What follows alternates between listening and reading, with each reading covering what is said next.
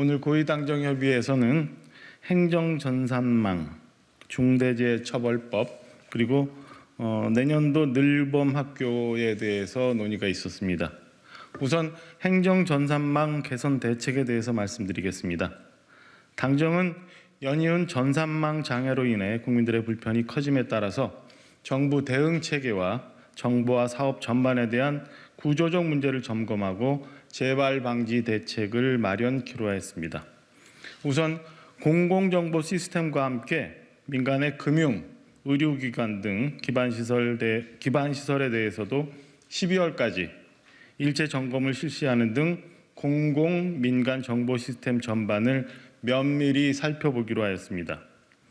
범정부적 차원에서 구조적 문제, 법령상 미비점 등에 대한 제도 개선 방안을 마련하여 재발 방지에 만전을 기하도록 했습니다. 소프트웨어 단가 현실화, 분리발주 및 조달 평가 제도 개선, 기술력 높은 기업의 공공정보화 사업 참여를 활성화하는 등 정보화 사업 제도도 혁신해 나가기로 했습니다. 이를 위해 범정부 대책 TF를 발족하여 내년 1월까지 종합대책을 수립하여 발표할 계획입니다. 중대재해처벌법 50인 미만 추가 적용 유예에 관해서 말씀드리겠습니다. 당정은 50인 미만 기업에 대한 적용을 2년 더 유예하는 내용의 중대재해처벌법 개정 처리 방안을 논의했습니다.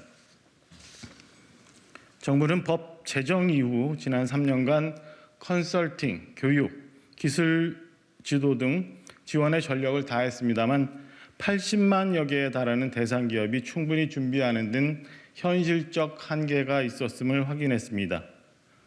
당은 내년 1월 27일부터 중대재해처벌법이 전면 적용될 경우에 영세기업들의 폐업과 일자리 축소로 이어질 수 있다는 현장의 절박한 호소를 반영하여 신속하게 법 개정이 이루어져야 한다고 강조했고, 우선 중대재해처벌법 개정안이 조속히 법사위에서 상정되어 논의될 수 있도록 적극 추진키로 했습니다.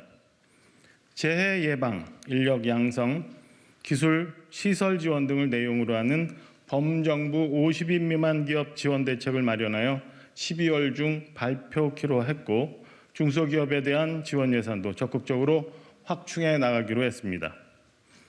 24년도 늘봄학교 추진 확대에 관련한 내용입니다. 당정은 맞벌이 가정의 자녀 돌봄 부담 경감, 초등학교 교육 격차 완화 필요성에 깊이 공감을 하고 내년도 늘봄학교를 전국 17개 시도교육청으로 확대하는 방안을 논의했습니다. 정부는 우선 초등학교 1학년 대상 프로그램을 희망하는 모든 학생들이 참여할 수 있도록 하였습니다. 또한 대학, 기업, 공공기관 등의 참여를 활성화하여 프로그램 공급처를 확대하고 학생들의 다양한 수요를 반영할 수 있도록 교육, 돌봄 프로그램을 제공할 계획입니다. 당은 학교 현장의 업무 부담 경감을 위해서 기존 학교 업무와 늘봄학교를 분리하고 이를 위한 전담 인력을 확보할 것을 적극 요청했고 정부는 이를 검토키로 하였습니다. 정부는 이러한 내용을 담아 12월 중에 내년도 늘봄학교 추진 계획을 발표키로 하였습니다.